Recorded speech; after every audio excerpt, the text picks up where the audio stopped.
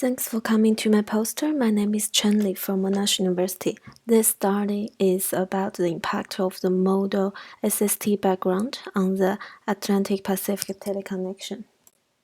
As we know, the Eastern Pacific has experienced a pronounced cooling trend in the past 2 decades, which has contributed to the slowdown of global warming.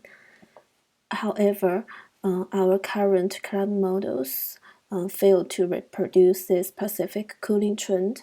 Most important is it seems like no individual seismic models can reproduce this cooling trend, which is shown in the right plot here, which suggests that some common model bias may contribute to the underestimate cooling.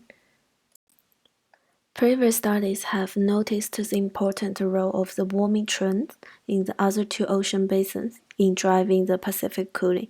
Especially the Atlantic-Pacific teleconnection seems to be dominated in recent decades.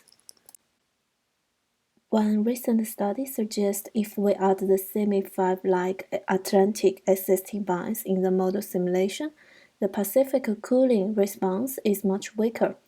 In this study, we're interested in whether the common Pacific bias can further weaken the transbasin teleconnection, and what is the combined effects of both the Atlantic and Pacific bias. To answer this question, we did 4 experiments using the UF model with prescribed SST in the Atlantic and slope ocean in the Pacific. These 4 experiments can represent different SST backgrounds. The first one we called unbiased simulation, which the SST mean state is like the observed mean state. And the second one, we add the bias into the Atlantic Ocean. Third one has bias in the Pacific. And the last one has bias in the both. For each set of experiment, we did 2 rounds. One is control run, another run we add the warming pattern as shown in the bottom left plot here. So the differences can be considered as the model's response to the Atlantic forcing. Here is the model response under different SST background. We can say that the Pacific cooling happens in all experiments, but the cooling magnitude is much more weaker in the biased simulation compared with the unbiased one, especially when combined the Atlantic-Pacific bias. The cooling almost non-existed, reduced about nearly 90%. Here we provide 2 possible mechanisms to explain why the teleconnection is weakened due to this type of Pacific bias. First is the warm bias in the Eastern Pacific. It tends to warm the above air temperature, and over the Atlantic region, the higher levels warmer more than the lower levels, which means the air becomes more stable. It reduces the Atlantic heating response. The second is the cold bias in the Central Pacific.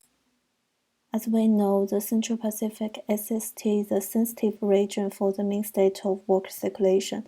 A cool bias there tends to weaken the mean state of work circulation and the westward shift.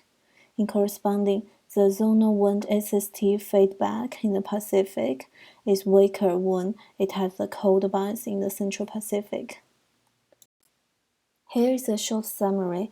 Our study confirms that the common modal Pacific SST bias can further weaken the Atlantic-Pacific teleconnection, especially when combined the bias in both Atlantic and Pacific. The Pacific cooling response is almost non-existent. So further efforts aimed at reducing the modal mean state bias may significantly help to improve the simulation skill of the transbasin teleconnection. If you have any questions or comments, please come into my video chat room or send me an email. Thanks for your listening.